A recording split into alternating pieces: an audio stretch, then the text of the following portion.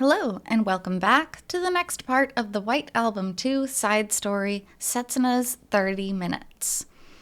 So, as you probably realize, this is the 30 minutes which are directly after the school festival.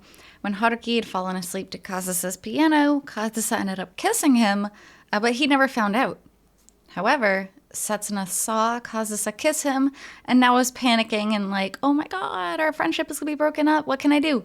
Oh my god, I should date Haruki. And so, let's continue from here. Hey, Haruki-kun? Setsuna. Setsuna's fingers wrapped around Haruki's fingers, one by one, mobilizing all her passion, tenderness, and warmth, taking him in. The woman within Setsuna's body. Today, I want to keep dreaming. No, I can't dream. Standing under the spotlight, hearing their cheers, singing a song I love, loving every moment of it. And now, okay, so listen, I love the writing of these side stories sometimes. Remember from the last episode, I was like, okay, she's saying out loud what she doesn't feel, but then italics are her true feelings. Or the opposite of what I just said. But now it's the opposite from back then. Now she's stating what she doesn't feel, and the italics are her true feelings, which is very interesting. Standing under the spotlight, hearing their cheers, singing a song I love, loving every moment of it. I can't think about the future I want. I can't allow myself to do that. Everyone being happy for us. I can't betray a friend. I can't. It's only been half a day. She could finally be the best friend I've always wanted. And my God, she sure would have been. Being praised by the one I like, getting carried away, begging for a reward. The girl in Setsuna's head adamantly resisted. And that person would laugh a little bit and shake his head at how spoiled I am, and then wrap me up in his arms. But as her body moved in accordance with its desires, it refused to listen. Setsuna. But this is a little different from what I pictured. She held their entwined hands in front of her chest, buried her forehead in Haruki's chest. Being the one who made the move wasn't part of my plan. Having deliberately dropped her coat, of course, because she figured that her looking a little bit cold would lessen whatever guilt Haruki might feel in embracing her. But what if I don't move now? What if Toma-san's feelings reach Haruki-kun? Would she be able to stand having me near the two of them? I'm usually completely passive, so I surprised myself a little, but I've been waiting for so long that I think I'm allowed. No, I know she would be hurt because she's so pure, because she loves him so earnestly. Having me near them would be painful for her, and she would hate herself for feeling that way, just like I do right now. Her inner thoughts are they're good. It's kind of like she has a devil and an angel on her shoulder, right? And she's kind of trying to reason through this while she's speaking, just like she was in the last chapter, which is an interesting way to write Setsuna because she often acts opposite to how she speaks. Kazusa does the same thing, but for Setsuna, I do feel like it's a pretty drastic difference at this point. You know, it all just went smoothly like that. You know how dreams are. Haruki-kun will have to be the one to move first. As Toma-san's boy, as my friend. What? As Toma-san's boy. Okay. I understand the original Japanese, and it doesn't sound weird, but when translated to English in this way, boy, just sounds weird. Honestly, I think if they just translated it as crush, it would probably be closer to the meaning that they had intended here. So he can accept her confession and keep his promise not to leave me. I'm sure he'll start keeping a little distance from me, move away so that he doesn't leave entirely. Oh, well, That's my fault for not managing to understand my own heart completely. Ah. No, I don't want that. I don't know why I don't, but no, there are a million reasons. I just don't know which is the biggest. Hey, Haruki-kun? At last, the actions of her body ate all the way into her heart. You can move away, you know? Setsuna, Oh boy. That famous line. She abandoned everything to instinct, affirming only the desire welling up inside her. Ah. And with precisely calculated timing, she closed her eyes. Timing so exquisite that she astonished herself, leaving him nowhere to run. Are you sure? Feeling viciously jealous of the one within him who caused him to hesitate. Together with that cruel jealousy, she felt loathing for herself for the third time. I mean, I think it's been pretty continuous since the beginning of this whole thing. I wouldn't say it's first, second, and third time. You really want me to? And finally, if I want the three of us to stay together, I have to do this. You don't. You really don't. If you want to, that's fine, but don't use it as an excuse to be doing this. She shut her eyes, blocked her ears, and yielded her heart to this logic, which truly was how she felt, though she still wasn't confident in the result those feelings would bring. Setsuna. Her lips parted just slightly. I did it. I did it. How awful can I be? I'm so egotistical. And of course, we get one of those super long, super awkward White Album 2 kissing scenes. I mean, just listen, it's the weirdest part of the game. And of course, you know that I like the game. I don't mind, any of the adult scenes or anything like that, of course. But my God, the kissing scenes are just so weird. Even though I know how Toma-san feels, no, it's because I know how strong her feelings are that I'm doing this. My own feelings swelled up as soon as I witnessed my rival's feelings. I'm so awful. It's unbelievable. But the one who snuck ahead first, the one who lied first. Haruki-kun's breath, I can feel it on me. It's gathering in my mouth, together with the sensation of his lips. Okay, well, to be fair though, this is a much bigger kiss than Kazusa got, and it's being returned. So at this point, I don't think you guys are very even, Steven, at all. Setsuna's first taste of this forbidden fruit was sweeter than she had ever imagined. Sweet, slippery, and pleasant. The sweetness brought a pleasure to the depths of her heart, to the innermost part of her body, such that she would never criticize or laugh at Kazusa's sweet tooth again. His breathing? I wasn't expecting this.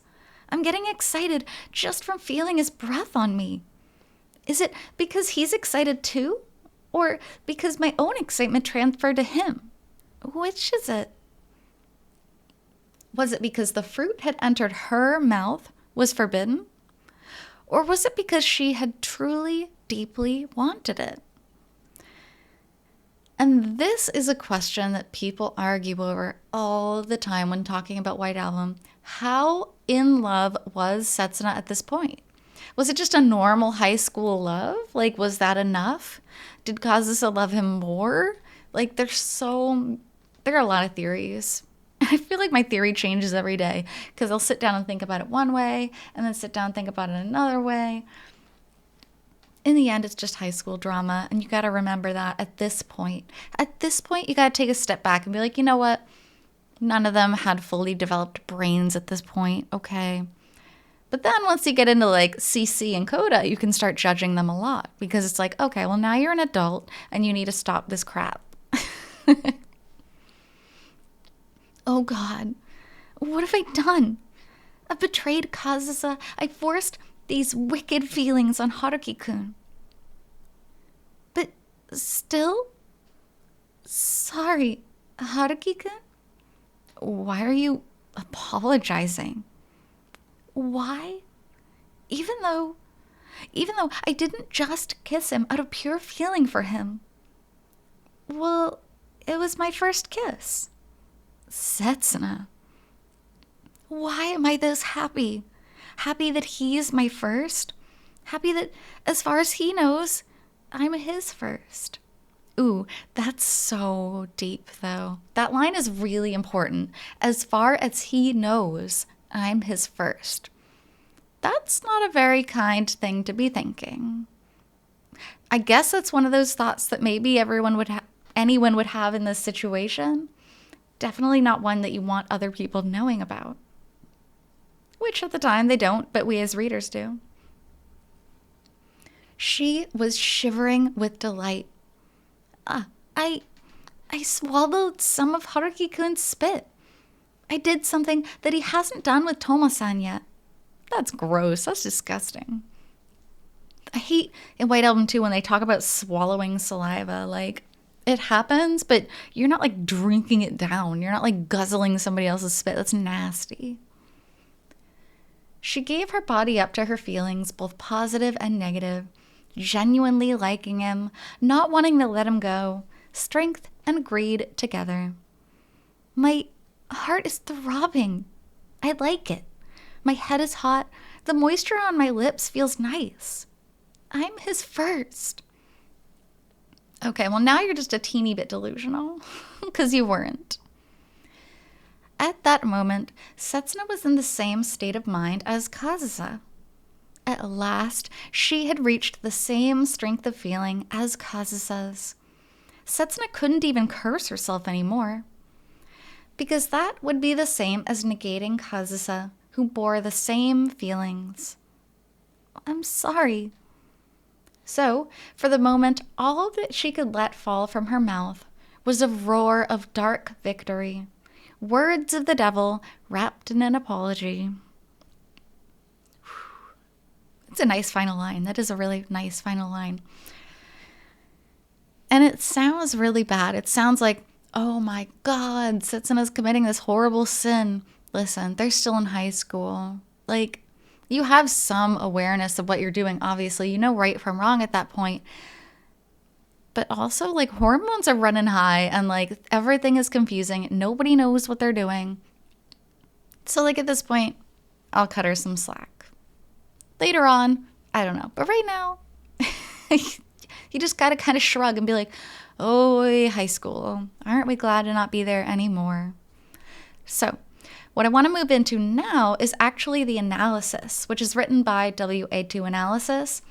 It goes into a lot of the themes about the story. They talk about why this story is important in the grand scheme of the game, which I think is a really cool thing to check out. So, this is After the Festival, Setsuna's 30 Minutes Analysis. This story is comparatively brief, not only in length, but also in the amount of time covered, which makes it all the more effective as an insight into Setsuna's character. The reader is given a moment-by-moment narration of her thought process in that half hour, her feelings, the way her mind and body work against each other as she grapples with her impulses and desires.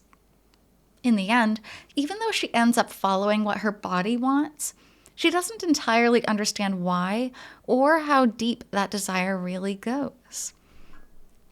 And also, I would kind of disagree that she's really just following her body, because I don't think it was really her body that wanted Haruki to begin with. It was her mind. It was her desire to maintain this connection to the trio.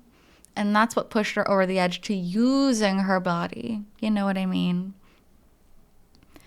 Perhaps Setsuna's biggest misunderstanding is in her belief that she is significantly different from Kazusa where Haruki is concerned. Obviously, she has acknowledged that she and Kazusa both love Haruki, and she laments that the two of them couldn't simply savor their middle school love mutually. But she is under the impression that Kazusa's love for Haruki is deeper and more serious than her own. and that difference would be the primary barrier to the best friends who share feelings for the same person relationship she'd had notions of. Now, this is really important, and I kind of mentioned it in the last episode. It doesn't matter whether you only love one person and that's the only person in your life, or you love a person and you have other loved ones. Your love is still valid. And this fear, this specific fear, follows Setsuna all the way through the entire storyline, even through Coda. She's like, I wasn't able to give up everything for him. My love must be weaker. And it's not. It's not true. It's just a different set of circumstances plus some love, you know? I guess you could argue with me. I mean, I guess someone else could have a different opinion, but me, that's exactly what I think. As far as she's concerned, Kazusa is the only one who can't keep her priorities straight between friendship and love. Setsuna actually does a fair bit of speculating and assuming concerning Kazusa's feelings and reactions to various potential developments.